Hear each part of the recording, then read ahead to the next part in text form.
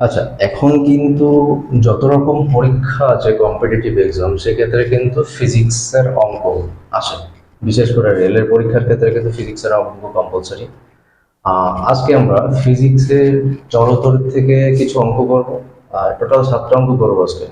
First যে অঙ্কটা আছে দেখো, বলেছে একটি ভালভের মধ্য দিয়ে 2 মিনিটে 0.9 অ্যাম্পিয়ার তড়িৎ প্রবাহিত হলে বৈদ্যুতিক আধানের পরিমাণ কত। দেখো, বৈদ্যুতিক আধান, প্রবাহ মাত্রা এবং সময়ের মধ্যে একটা সম্পর্ক আছে। কি? যদি বৈদ্যুতিক আধান কিউ হয়, তাহলে বৈদ্যুতিক আধান সমান সমান প্রবাহ মাত্রা, যেটাকে আমরা আই বলবো, আর সময়, এই দুইজনের গুণফলের সমান। তাহলে বৈদ্যুতিক আধান যদি কিউ হয়, প্রবাহ মাত্রা যদি আই হয় এবং সময় যদি টি হয়, তাহলে এদের মধ্যে সম্পর্ক Q equal to I into T. দেখো, এই ফর্মুলা দিয়ে আমরা সমস্ত রকম আধান বের করতে পারবো। কখনো আমাদের বলতে পারে প্রবাহ মাত্রা কত হবে, কখনো আমাদের বলবে কত সময় লাগবে, কখনো বলবে আধান কত। এই অঙ্কটার ক্ষেত্রে আসি। কিউ যদি আধান হয়, দেখো প্রবাহ মাত্রায় বলা আছে 0.9, তাহলে 0.9 ইন্টু সময় দেওয়া আছে 2 মিনিট। দেখো, এই যে টি, এই টিটা কিন্তু সেকেন্ডে দেওয়া আছে। তাহলে 2 মিনিট মানে কত সেকেন্ড? 2 মিনিট মানে 120 সেকেন্ড। যদি এটাকে আমরা ক্যালকুলেশন করি, তাহলে কত আসে? শূন্য শূন্য ক্যান্সেল হলে 6 × 2 = 12, 9 × 12 108 কুলম্ব। দেখো, এক্ষেত্রে আমাদের আরো কিছু শর্ট প্রশ্ন আছে, তাহলে কত আসলো? 108 কুলম্ব। শর্ট প্রশ্ন কি? আধানের সিজিএস এবং এসআই একক। দেখো, আধানের সিজিএস একক হচ্ছে ইএসইউ, এসআই একক হচ্ছে কুলম্ব। আচ্ছা, এক্ষেত্রে প্রবাহ মাত্রা দেওয়া আছে, তাহলে প্রবাহ মাত্রার একক হচ্ছে অ্যাম্পিয়ার। প্রবাহ মাত্রার একক কি? অ্যাম্পিয়ার। তাহলে আমরা যত রকম আধান বের করার নিয়ম আছে, বা আধান বের করতে গেলে যত রকম আমাদের ট্রিক্স অ্যাপ্লাই করতে হবে, সেটা হচ্ছে এটা। আধান সমান সমান প্রবাহ মাত্রা ইন্টু সময়। আর সময়টা কিসে দেওয়া থাকবে? অবশ্যই সেকেন্ডে আমাকে কনভার্ট করে নিতে হবে।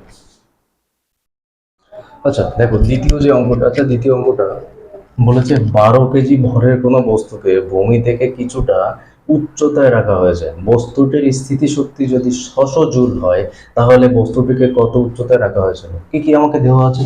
12 কেজি ভর, আর দেওয়া আছে স্থিতিশক্তি। দেখো, কোনো বস্তুর ভর যদি এম হয়, এম যদি ভর হয়, অভিকর্ষজ ত্বরণ,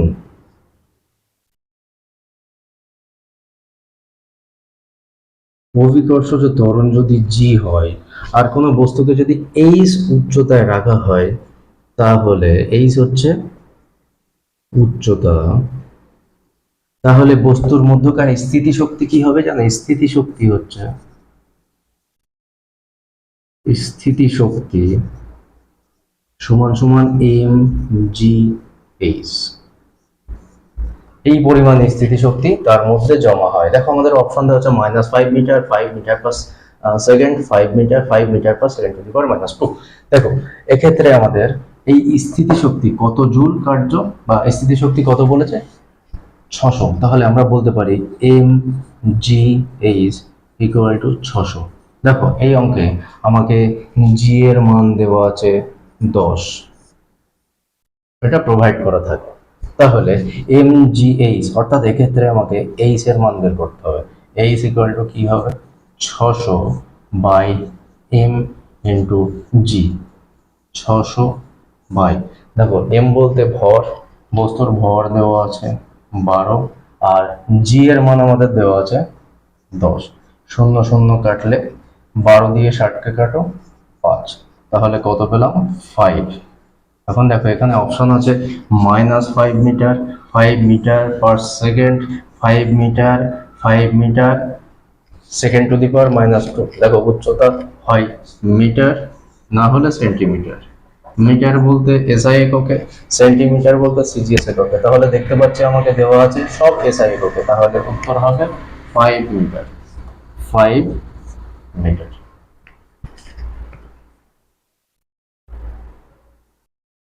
আচ্ছা, নেক্সট অঙ্কটা দেখো। নেক্সট অঙ্ক কি বলেছে? এম ভরের কোনো বস্তুকে 4h উচ্চতায় তোলা হলে বস্তুটির স্থিতিশক্তি কত হবে? আমরা আগের অঙ্কটায় বলেছি বস্তুর ভর যদি এম হয়, বস্তুকে যদি h উচ্চতায় তোলা হয় আর অভিকর্ষজ ত্বরণ যদি g হয়, তাহলে বস্তুর স্থিতিশক্তি কি হবে? M g h. দেখো এম কত দেওয়া আছে, এম বলতে ভর, এমই দেওয়া আছে। জি এর মান কত দেওয়া আছে? আচ্ছা জি এর মান এখানে দেওয়া থাকবে, জি এর মান আমাদের বসাতে হবে না। কেন তাও বলছি, অপশনে আমাদের জি এর মান বসায়নি, তাই আমরা জি এর মান বসাবো না। জি এর মান জি এর মতোই থাকবে। আর এইচ, দেখো এই জিনিসটা খেয়াল করতে হবে, বলেছে 4h, অর্থাৎ এইচ এর মান 4h। আমরা জাস্ট মান বসাবো, তাহলে কি আসবে? এম ইন্টু জি ইন্টু, দেখো এইচ কত উচ্চতায় তোলা হচ্ছে? 4h উচ্চতা, অর্থাৎ 4h। তাহলে এটাকে আসলে 4 সামনে নিয়ে আসো, 4m জি এইচ, অর্থাৎ বস্তুটির স্থিতিশক্তি কত হচ্ছে? 4mgh। কোন অপশনে আছে? Option A. তাহলে বস্তুটিকে যদি 4h উচ্চতায় তোলা হয়, তাহলে বস্তুটির মধ্যে স্থিতিশক্তি কত হবে? 4mgh। এভাবে আমরা আনসার পেয়ে যাব। আচ্ছা পরের অঙ্কটা দেখো, পরের অঙ্কটা কিন্তু স্থির তড়িৎ থেকে। এখানে বলেছে 12 ভোল্ট বিভব পার্থক্যযুক্ত সার্কিটের মধ্যে 60 জুল কার্য হলে চার্জের পরিমাণ কত? অর্থাৎ বৈদ্যুতিক আধান আমাদের বের করতে হবে। দেখো এখানেও একটা ফর্মুলা আছে, এখানে ফর্মুলা যদি বিভব পার্থক্য যদি ভি হয় এবং কার্য যদি ডাব্লিউ হয় আর আধান যদি সি হয়, তাহলে এই তিনজনের মধ্যে একটা সম্পর্ক আছে। কি আছে? বিভব পার্থক্য ভি সমান সমান, অর্থাৎ ভি মানে কি বললাম? বিভব পার্থক্য সমান সমান কার্য, অর্থাৎ ডাব্লিউ বাই সি। এই ফর্মুলা দিয়ে আমরা বৈদ্যুতিক আধান, কার্য অথবা বিভব পার্থক্য যে কোনো তিনটে থেকে একটা না দেওয়া থাকলে আমরা বের করতে পারবো। তাহলে বিভব পার্থক্য কত? বিভব পার্থক্য সমান সমান কার্যের পরিমাণ কত করেছে? কার্য করেছে 60 জুল, 60 জুল। আধান কত বলেছে? অর্থাৎ আধান কিন্তু আমাদেরকে এখানে দেওয়া নেই, আমাদেরকে বের করতে হবে আধান। ভোল্ট, অর্থাৎ বিভব পার্থক্য দেওয়া আছে 12, এখানে বসবে 12, এখানে সি। তাহলে আমি যদি আধান সমান সমান বের করতে চাই, 60/12 কত আসবে? 5। অর্থাৎ আধান আমি কত পেলাম? সি কে আমি আধান বলেছি, কত পেয়েছি? 5 কুলম্ব। আর সিজিএস আধানের একক তো আমরা জানি, ইএসইউ, এসআই তে কুলম্ব।